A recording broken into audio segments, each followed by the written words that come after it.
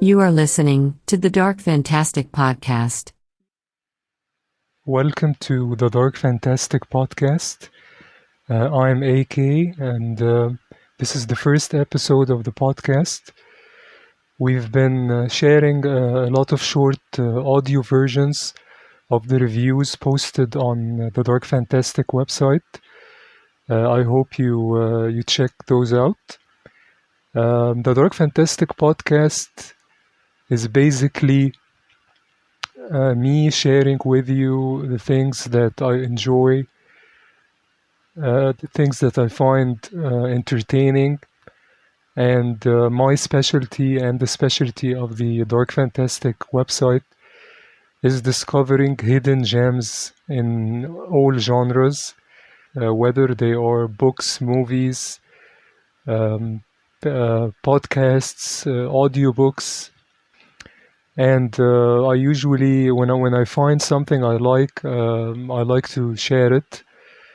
And my website is filled with reviews and articles about titles that you haven't heard of or maybe you have forgotten about. So just let's get started. The first book I want to talk about today is The Notch by Tom Holland. When I heard about this book, I think it was announced it was announced 2 years ago as The Boy. It was announced as The Boy, the first novel by filmmaker Tom Holland. I was really excited at hearing that because Tom Holland is one of my favorite filmmakers. He directed one of my all-time favorite horror movies, Fright Night, released in the summer of 1985. And he also directed and co-wrote Child's Play and adapted a couple of Stephen King books, Thinner and The Langoliers. He's a great filmmaker, a great entertainer, and a very good screenwriter. So when I heard that he was releasing his first novel, I was really looking forward to it.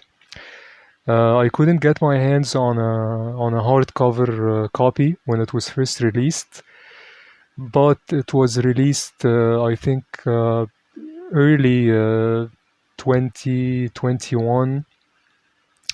As an ebook. So I grabbed my copy from Amazon and I started reading it immediately. I was so excited. The book was, just as I started reading it, it dawned on me very quickly that it wasn't the genre that Tom Holland is known for, which is horror. It's basically more of a speculative fiction kind of book. Maybe sci-fi and a little bit of dark fantasy. It's about a 10-year-old boy who appears out of nowhere and has the power to heal and bring the dead back to life. It starts with him walking out of nowhere and just down a highway, and then coming across a wounded dog, basically a dying dog, and the boy touches it and he brings it back to life. And then very, very shortly after, a couple of chapters after, we discover that there's this apocalyptic plague called the coughing sickness that seems to have appeared suddenly, and maybe that mysterious boy brought that plague with him. So it's a very high concept plot, and it starts well. I know that Tom Holland has mentioned repeatedly that he's a big fan of Stephen King, and Stephen King, of course, is known for like epic novels with a lot of characters, and it seems that that's what Tom Holland is going for with The Notch. It has a lot of characters, but as I went on reading it, I discovered that the book wasn't. It's very entertaining, and it's well written, but it isn't very memorable. You know, it starts with a bang. It's a high concept, but it doesn't really go anywhere special. The characters also aren't very memorable. They are interesting. The dialogue is fine, but I didn't really. The novel didn't really blow me away as Tom Holland's movies usually do. The main thing about the novel not being very immersive, compelling experience is that it's structured more like a film. But like the great novelist and short story writer and screenwriter Richard Matheson said, and I'm paraphrasing here, he said that movies are external and books are internal. So I think Tom Holland, coming from a film background, he was a very successful screenwriter before he became a filmmaker. I think he's used to visuals telling the story and more or less surface storytelling. So his book appears to, or feels like a book written by a screenwriter, in that it's a bit superficial maybe, or as I said before, it's not as immersive. And that's usually not always the case, but it's usually the case with filmmakers when they try to write novels, and a lot of them do, especially quote-unquote genre filmmakers, which is like a description I don't really like. I don't think there are genres. I think there are only good books and movies and bad books and movies. Anyway, so-called genre filmmakers, many of them have attempted to tackle the novel and the short story formats. Wes Craven did it. He wrote a book, I think in the 90s, called Fountain Society, which was, I don't think it was very well received. Also filmmaker and writer Mick Garris, who's a very talented filmmaker, directed Psycho 4, a lot of Stephen King adaptations. He also has written a lot of books, several novels and novellas and short stories. And even more recently, David Duchovny from the X-Files fame has written a couple of books that were surprisingly very well reviewed. So it's not new that filmmakers attempt to tackle the novel format and the short story format. And Tom Holland more or less succeeds. It's a very entertaining book. It's a fast-paced book. It has an original high concept plot, but it isn't a very special book. It's not very. It's a bit forgettable. And considering who this is, the writer-director of Fright Night, I expected something a bit more compelling, I think, a bit more memorable. But I recommend it for his fans, and I recommend it as a fast-paced, very entertaining read.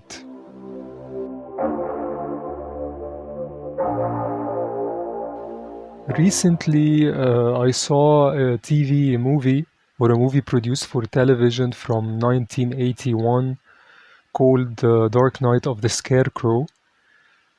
I'd heard about it years ago, and I usually see it mentioned and reviewed on a lot of websites that focus on horror movies and suspense movies. Whenever I try to watch it, I always find very bad VHS copies and bootleg copies on YouTube.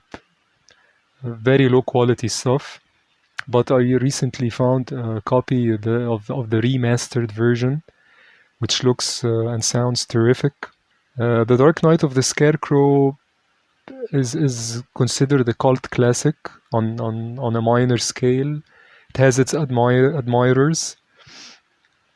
And at first glance, when you watch like the first maybe 5 minutes, 10 minutes, you don't know why people think this movie is special. It looks like 100 other dated made-for-TV movies from the late 70s and early 80s, where they used to produce a lot of suspense and horror movies, movies of the week. They are usually very low budget, shot quickly. And some of them are good, but most of them aren't. And with Dark Knight of the Scarecrow, it looks like, in the beginning, it looks like one of those.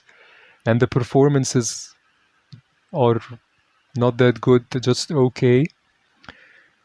But after the inciting incident takes place, which is a murder of an innocent man, very well done, very well directed by Frank Di Filetta. You find that actually this is kind of special. This is not your typical made-for-TV movies from the 70s and 80s. This is something actually quite original. As it goes along, it becomes more psychological. It becomes darker. You don't know whether it's a murder mystery, a psychological thriller, if it's even a ghost story. It's very, very suspenseful. The performances actually get a lot better. And Charles Durning, a great character actor, really goes to town here. He's very entertaining here. He has the best role, basically the villain. A very disturbed postal worker, which is somewhat of a cliche now, but his performance is very, very good. The direction by Frank Di Filetta is very good. It's very confident. It's very subdued. It's not like his other movies, because he wrote and directed a couple of other movies, one of which is very well known, The Entity, from 1982, I believe. No, he didn't direct the Entity. I'm sorry. He wrote the screenplay based on his own novel. It was directed by Sidney J. Furie, but that's a very good movie as well. And he also wrote and directed a movie called Scissors, starring young Sharon Stone. Actually, that's also a very good movie. But in that movie, Scissors, his direction is like very stylistic, a bit operatic. I think it was his tribute to Dario Argento and the Italian movies of the 70s and the 80s. But here with the Dark Knight of the Scarecrow, he goes for a more steady, slow burn approach. It's very, very effective. And interestingly, this movie was written as a feature, and was supposed to be directed as a feature before CBS bought it and produced it as a movie of the week. And considering that this is a CBS movie of the week from the early 80s. It's actually very surprising how scary that movie is, and how shocking in some ways it is. And the ending, terrifying ending for a TV movie. And you don't expect to see that kind of twisted, ambiguous ending usually with these TV movies. So I highly recommend The Dark Knight of the Scarecrow. Try to seek out a copy of the remastered version. It's worth it. It's a good movie.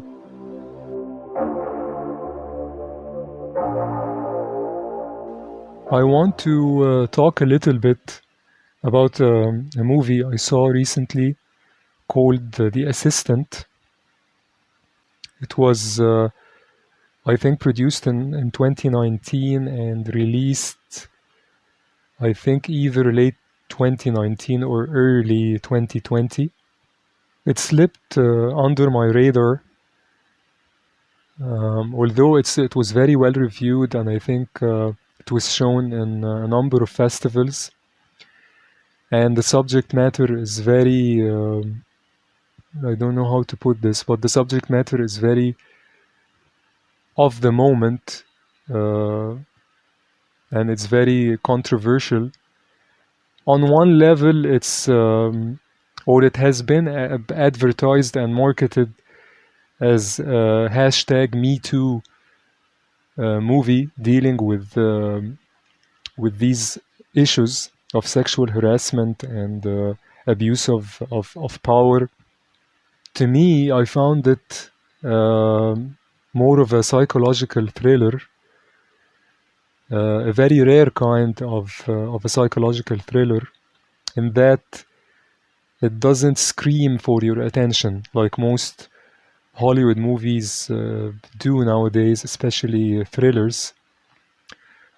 Although, judging from some of the reviews I read, a lot of reviewers don't really consider it a thriller. They consider it more of a psychological drama that deals with socio-political issues, which the movie does deal with. But it is also a thriller in that it has this very compelling element of keeping you watching, keeping you interested, keeping you waiting for what's gonna happen next. There is no murder, there is no theft, there is no one's life on the line. So that makes it, as I said, a rare, unique kind of thriller. It's more of a slow-going, subdued movie, like what Paul Schrader, the brilliant filmmaker, usually calls transcendental movies, which are movies that draw you in slowly using technique, writing, character, revealing the plot,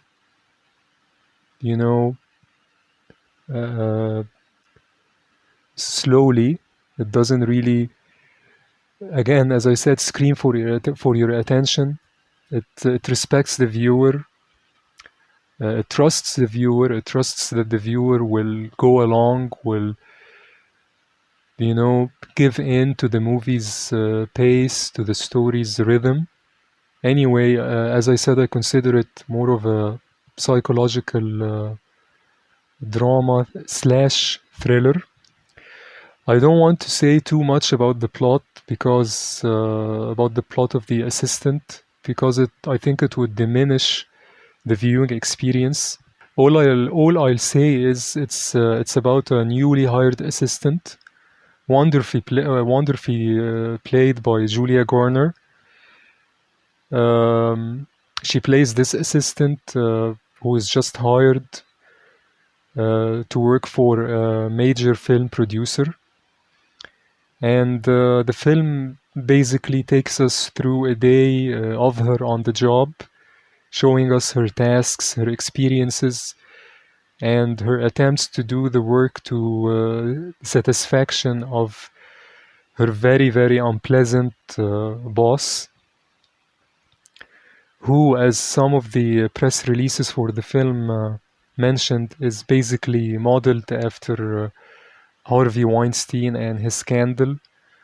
But don't let that put you off on watching the movie, because this topic of sexual harassment and the Me Too thing has been done many times and has been discussed to death. And I think some people, actually many people, are turned off now by movies that are just about that, and The Assistant isn't just about these things, although it deals with them in a very serious, very balanced manner.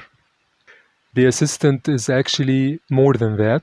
It's not really plot driven. It's a character study, and part of the beauty of watching it is experiencing how it unfolds scene by scene, layer by layer, drawing you into a story that is obviously in more, I mean in less confident hands would be actually a boring story. But here, it's done very well by writer-director Kitty Green, and this is her first feature. Surprisingly, she directed a documentary about John Benet Ramsey before this. Green is, I think, is a filmmaker to look out for, because with The Assistant, she does something very special.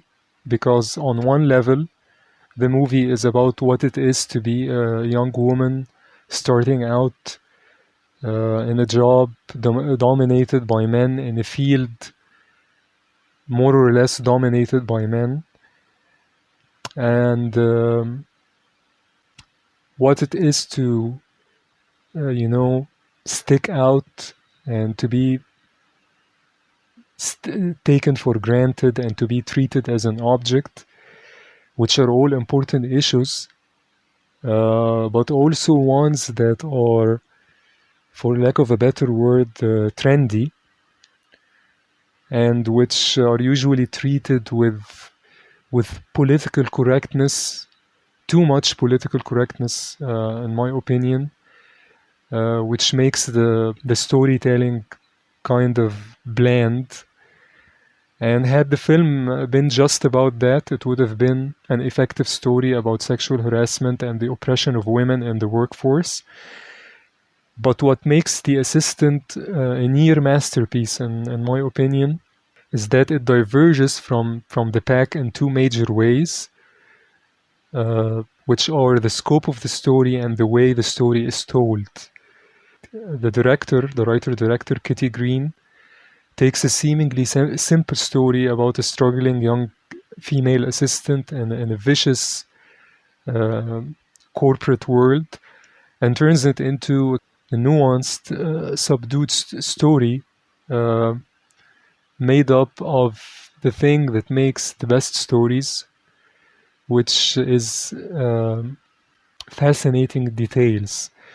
The way the story is handled reminded me of one of my favorite authors, Henry James, because the movie in some ways is structured like a Henry James novel, in that it is subtle, it is sharp, and it is also deeply moving.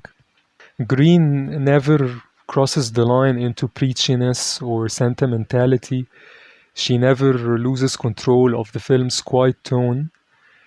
She never, goes over the line. She never goes into melodrama, which is actually very hard to do.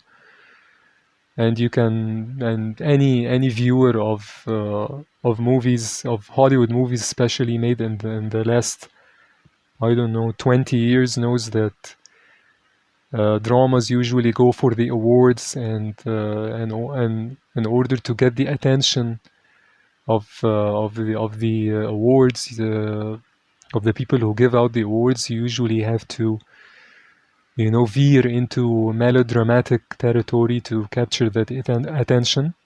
But the assistant doesn't do that. It's a very quiet movie about, fittingly enough, conspiracies of silence. I highly recommend that movie, even if you think the topic isn't something you would be usually interested in.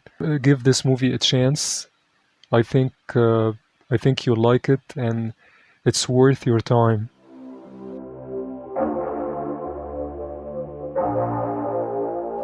I'd like to end this episode with an excerpt from Francis Thompson's timeless poem, The Hound of Heaven, first published in 1893.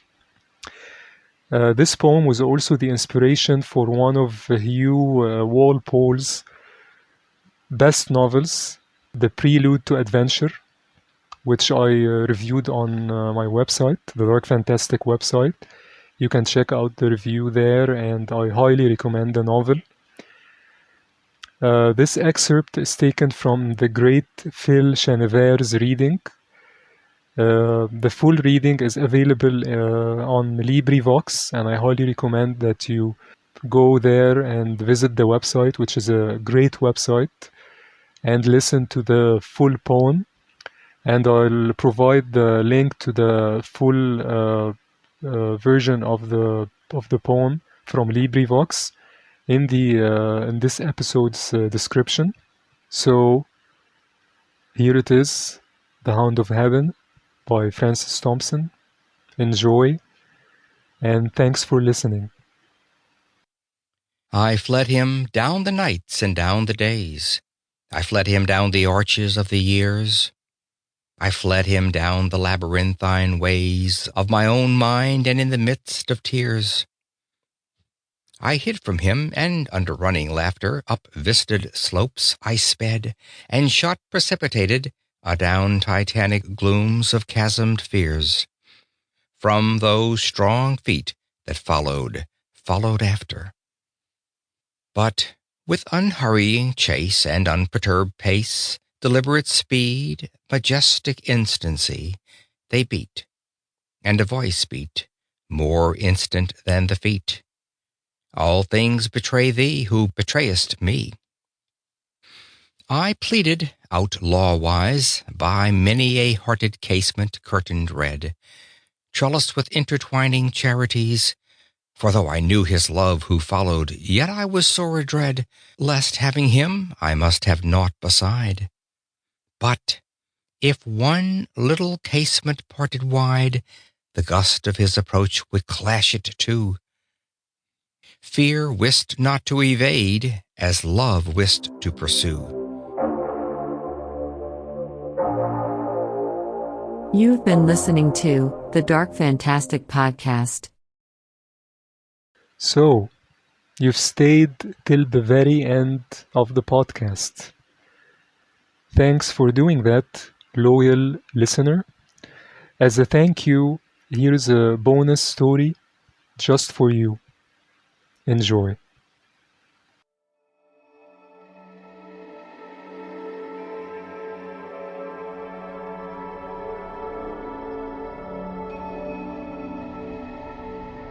Flashes in the dark.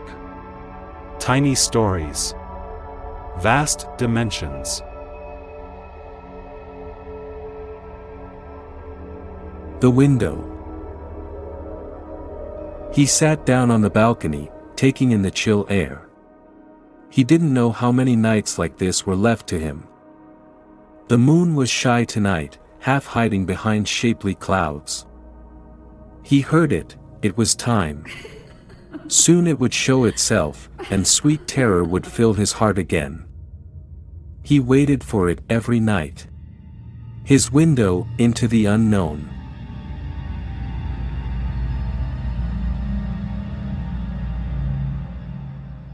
Text copyright Ahmed Khalifa. 2021. Ahmed Khalifa is a filmmaker and novelist. He is the writer/director of several short films and a feature, which was released on Netflix, and the author of a number of novels and short stories, including the young adult horror novel, Beware the Stranger, available on Amazon. Find him on Twitter at A.F. Khalifa.